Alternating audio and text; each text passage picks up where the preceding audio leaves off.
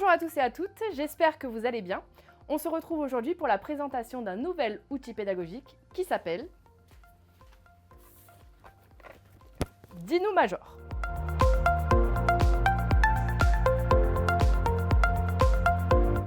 Le jeu Dino Major invite les joueurs à exercer un certain nombre d'aptitudes sociales de manière ludique sur la base de défis quotidiens. C'est un jeu constructif avec des questions privilégiant le côté positif.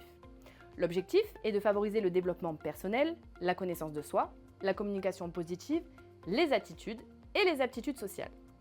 Destiné à des enfants de 8 à 15 ans, le jeu se joue idéalement avec supervision, en petits groupes avec toute la classe ou en face à face.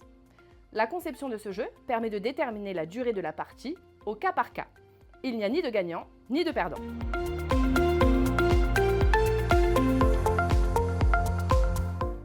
Concernant le matériel, nous avons un plateau, 8 pions, un dé, différents anneaux de couleurs.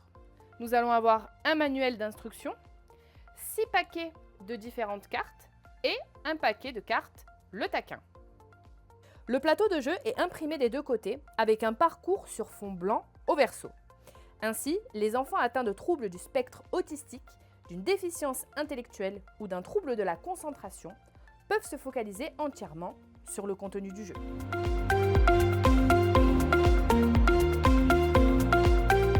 Différents thèmes sont abordés à travers ces 6 rubriques. Nous allons avoir des thèmes généraux autour des compétences sociales et civiques, autour de la connaissance de soi, de ses émotions, de la faculté d'adaptation, de la communication positive ou encore du respect des autres. Nous allons avoir aussi d'autres thèmes un peu plus spécifiques autour des réseaux sociaux par exemple, du harcèlement en ligne, des jeux vidéo. Nous allons aussi avoir d'autres thèmes autour de la différence et de la diversité, mais aussi de la laïcité, de la religion, de l'esprit critique, mais aussi des modèles familiaux.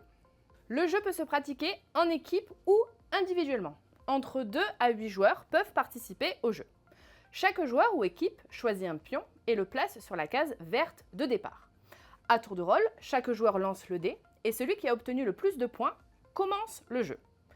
Comme au jeu de loi, les joueurs lancent le dé et avancent du nombre de cases indiquées par le dé. En arrivant sur une case, le joueur prend une carte de consigne de la couleur de la case, lit la consigne à haute voix et répond à la question. Après avoir répondu à la question, la carte est glissée sous le tas de la couleur correspondante. Le taquin est une tête de mule ayant une seule habitude, embêter les autres. Chaque joueur atterrissant sur cette pierre doit tirer une carte du taquin décrivant une situation agaçante spécifique. Il revient au joueur de décider de sa réaction. Il convient donc d'analyser ensuite la réaction choisie, si elle est acceptable ou non, pour se défendre contre cette taquinerie. De cette manière, les joueurs apprennent des autres ou de l'accompagnateur la manière correcte de contrer la taquinerie. Aucun anneau de couleur n'est à gagner sur cette case. Les cartes du taquin sont destinées à s'exercer sur la problématique liée aux aptitudes sociales. Un cadre d'échange sûr est indispensable pour établir une communication authentique. Dans des situations tendues, l'engagement du débat peut s'avérer nettement plus compliqué. C'est la raison pour laquelle il convient de n'utiliser les cartes du taquin que lorsque l'ambiance du débat est sûre. Le jeu comporte 6 types de cartes consignes et chaque carte correspond à une aptitude sociale spécifique. Les cartes bleu foncé correspondent à la rubrique « Parler spontanément en regardant une photo ». L'objectif est d'apprendre à traduire en paroles ce que l'on voit, à s'exprimer en groupe et à décrire ses sentiments. Une photo de personnes ayant des expressions du visage particulières ou exprimant des sentiments, des événements ou des situations spécifiques est présentée au joueur. Pendant 1 minute, le joueur raconte ce qu'il voit sur la photo en laissant courir son imagination. Les cartes vertes correspondent à la rubrique « Parler de soi-même », question personnelle. L'objectif est d'oser parler de soi-même ou en thérapie et apprendre à se connaître mutuellement. Le joueur se voit poser des questions, l'incitant à parler de lui-même. Les cartes bleu clair correspondent à la rubrique « Communication non verbale ». L'objectif est d'exercer la communication non verbale par le biais d'un contact visuel ou corporel et exprimer des sentiments par le biais de mimiques. Le joueur doit généralement, en compagnie d'autres joueurs, faire, mimer et transmettre quelque chose sans parole.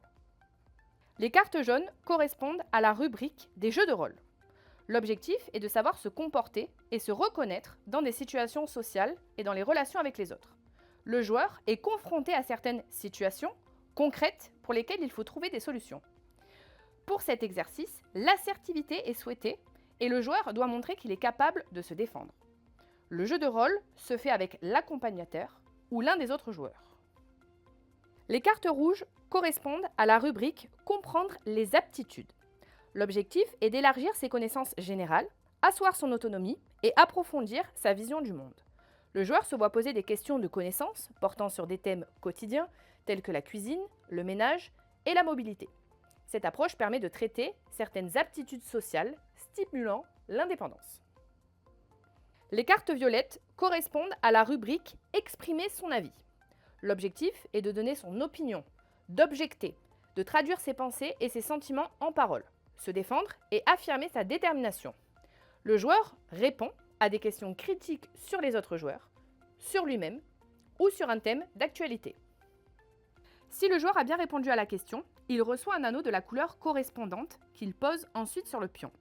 C'est maintenant au tour du joueur suivant. Si un joueur n'a pas répondu correctement à la question, il ne reçoit pas d'anneau de couleur et c'est au tour du joueur suivant de jouer. La réponse est soumise à l'appréciation de l'accompagnateur et du groupe de joueurs. Si un joueur atterrit sur une case de la couleur dont il possède déjà l'anneau, il passe son tour au joueur suivant sans retourner de carte consigne. Le plateau de jeu permet de déterminer la durée de la partie, au cas par cas. Si un joueur atterrit sur une pierre grise, il doit rendre un anneau de couleur. Lorsqu'un joueur atterrit sur cette case, alors qu'il n'a encore aucun anneau, il passe son tour au joueur suivant. Si vous souhaitez prolonger le jeu, vous pouvez continuer jusqu'à ce qu'un joueur ait obtenu tous les anneaux de couleur et atterri sur la case « Arrivée ». Il n'est pas nécessaire d'obtenir le nombre de points exact pour atteindre la case « Arrivée ». Si vous voulez jouer pendant une durée plus courte, vous devez vous mettre d'accord à l'avance sur le nombre de tours que le pion doit faire avant de se rendre sur la case « Arrivée ». Dans ce cas, le joueur ayant obtenu le plus d'anneaux est le gagnant.